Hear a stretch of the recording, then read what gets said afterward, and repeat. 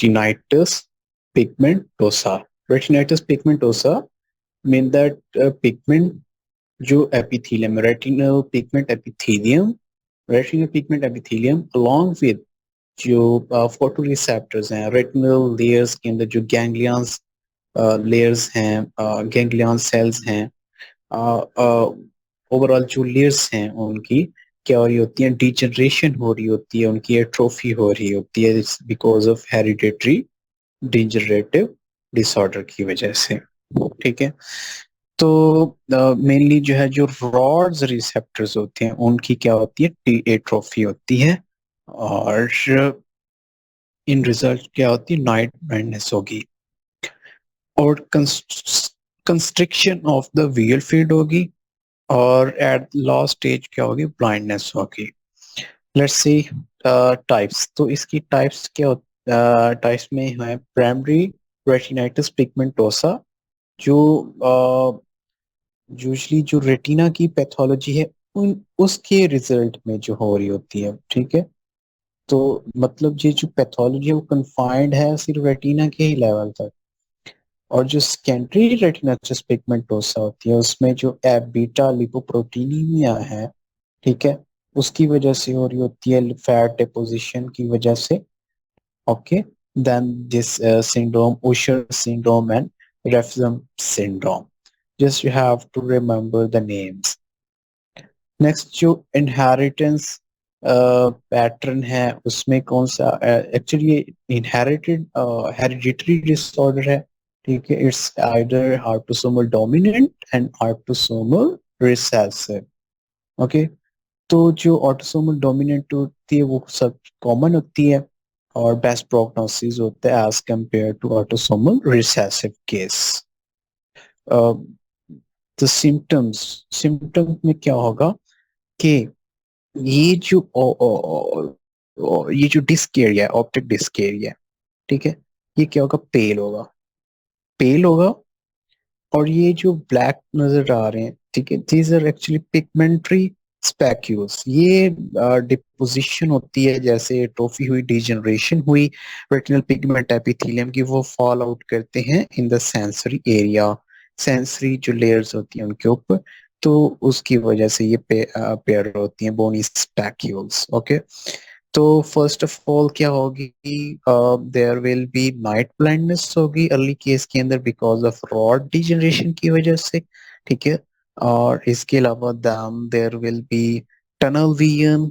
Okay, tunnel vision होगी because macular area is involve. Macular area जब involve हो जाए तो फिर, क्योंकि वो क्लियर विजन प्रोवाइड कर रहा होता है, so then there will be contrast sensitivity issue. Patient have difficulty to discriminate the colored areas, and then in the advanced stage there will be blindness. तो साइंस में क्या होगा, जो ब्लड सप्लाई है वो ब्लड जो है वो ब्लड वेसल्स जो है वो अप्लाई अपेयर नजर आ रही होंगी, वेरी थिन होगी, यहाँ पे वेरी थिन अपेयर होंगी, उनकी अपीयरेंस होगी, और इसके अलावा बोनी स्पैक्यूल्स नजर आएंगे, और जो है वो जो मैकुलर एरिया होता है, जो मैकुलर एरिया होता है उसका क्या हो जाता है, अडीमा हो जाता है, उसकी एट्रोफी हो जाती है। ठीक है, तो इन रिजल्ट ब्लाइंडनेस होगी। ओके, तो इसके अलावा along with that signs there will be the chances of open angle glaucoma, keratoconus, इसमें जो है वो इस तरह का कॉर्निया हो जाता है। ठीक है, केराटोकोनस होगा, हाई मायोपिया, हाई मायोपिक हो सकते हैं पेशेंट, विट्रल डिटैचमेंट हो जाती है, तो ये कंडीशंस भी हो सकती हैं। ठीक है, associated with that, so that symptoms like that bony specules and cystine macular edema are associated with that keratoconus, high myopic vitreous detachment. The diagnosis will depend upon the fundus examination. Fundus examination पे क्या होगा, pale waxy appearance होगी, optic disc की, optic disc की क्या होगी, pale waxy appearance होगी। ठीक है, और इसके अलावा there will be the bony specules, और जो पेरीमेट्री टेस्ट करेंगे तो वो टनल विजन होगी, यानी कि क्लासिकल रिंग स्कोटोमा, और डार्क अडाप्टेशन टेस्ट करते हैं, ठीक है। और प्रोलॉन्ग हो जाएगा उस केस के अंदर इलेक्ट्रोरेटिनोग्राम और to check the retinal layer sensitivity, electrooculogram, OCT check करते हैं, ठीक है, to OCT to check the maculopathy. Overall electroretinogram, electrooculogram, OCT, these are check the retinal pathology. Then treatment में क्या होती है, avoid the bright sunlight and use the dark sunglasses use करनी है, vitamin A and vitamin E use करनी है, so there will be delay in the blindness because vitamin A provide the retinic acid which is involved in the synthesis of photoreceptors, I mean that providing the pigment. So pigment deficient जो है वो loss deficit नहीं होगा, so there will be the minimal chances of earlier blindness. So next is low vision aid provide करेंगे like the magnifying glasses. So if there is an associated, the patient have myopic patient, whatever the other condition that I told earlier. Next is retinoblastoma. So retinoblastoma में क्या हो रहा होता है कि ये actually एक ट्यूमर है, malignant ट्यूमर होता है. This is an malignant tumour जो 1 to 3 years के बच्चे होते हैं उनमें कॉमन होता है, ठीक है. और इसमें ये होता है कि जो प्रीमिटिव रेटिनल सेल्स होते हैं उनकी क्या होती है, सडन उनकी malignant proliferation होती है. So in result they leads to formation of retinoblastoma. Okay, here you can see that there is a leukorrhea case is present, leukorrhea white pupil reflex. Here is a proptosis. Proptosis along with that mass is exophytic, mean that protrude हो रहा है from that eyeball socket. Next is actually gene की mutation होती है, RB1 gene की mutation होगी और this mutation leading to the retinoblastoma. Here this mutation can be the heritable and non-heritable. जो heritable case होती है जो present होती है मतलब germline mutation की वजह से हो रही होती है, while that non-heritable retinoblastoma is due to somatic mutation in the retinal cells.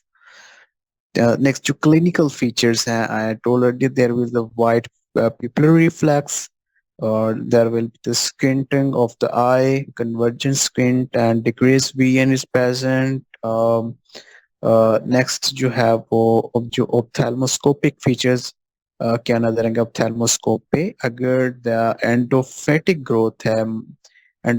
growth है और उस केस के अंदर क्या होगा, वाइटिस या पिंकिश मास नजर आएगा. और एक्सोफैटिक केस के अंदर क्या होगा, एक्सुडेटिव रेटिनल डिटैचमेंट. एक्सोफैटिक ग्रोथ जो है वो like that is this is retina, तो इन दैट डायरेक्शन जो है वो एक्सोफैटिक ग्रोथ होगी, ठीक है, बाहर की तरफ.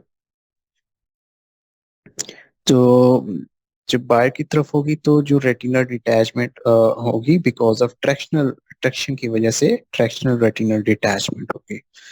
और इसके अलावा जो है वो एक्चुअली हाँ एक्सुडेटिव भी होती है. एक्सुडेटिव होगी तो ये जहाँ पे जो स्पेस है वहाँ पे फ्लूइड एक्यूमुलेट हो जाएगा. So fluid accumulation will lead to the exudative retinal detachment as well. Okay, then other is the ये question stage में हो रही है. Then there is inflammatory stage. Inflammatory stage में जो है वो secondary glaucoma होगा along with painful red eye. And other is next जो है extraocular extension स्टेज. इस केस के अंदर क्या होगा, जो ये जो मास है malignant tumor mass है वो extend कर देगा outside the eyeball and will is due to this जो है वो extraocular movement जो है वो muscular movement वो क्या होगी, restricted हो जाएगी. And then is the metastatic stage. इसमें क्या होगा कि ये स्प्रेड कर सकता है ऑप्टिक नर्व की थ्रू, और लिम्फेटिक स्प्रेड करेगा तो परी ऑरिकुलर लिम्फ नोड्स वो इन्वॉल्व हो सकते हैं। ठीक है, हेमोजेनियस स्प्रेड होगा तो लीवर और बोन को इन्वॉल्व कर सकता है। डायग्नोसिस के लिए just we do examination of thermoscopy करेंगे, plain x-ray will show the calcification, ultrasonography, CT scan will show the orbital involvement, and MRI will involve the extension of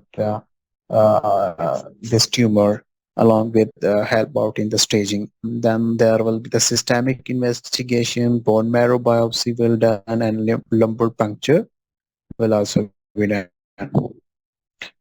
Next to treatment, treatment first prioritizes chemotherapy to shrink the tumor size, then tumor destruction therapy, वो brachytherapy करते हैं, photocoagulation करते हैं in that case photo will coagulate the dead, will coagulate the living tissues जो cancer mass का पड़ा है करते हैं। This indication when there is involvement of optic nerve, persistent glaucoma leading to the cataract and vitreous hemorrhage as well. Next to complications होती हैं if untreated, there will be the strabismus, cataract, vitreous cellitis, vitreous hemorrhage and glaucoma. These are complications.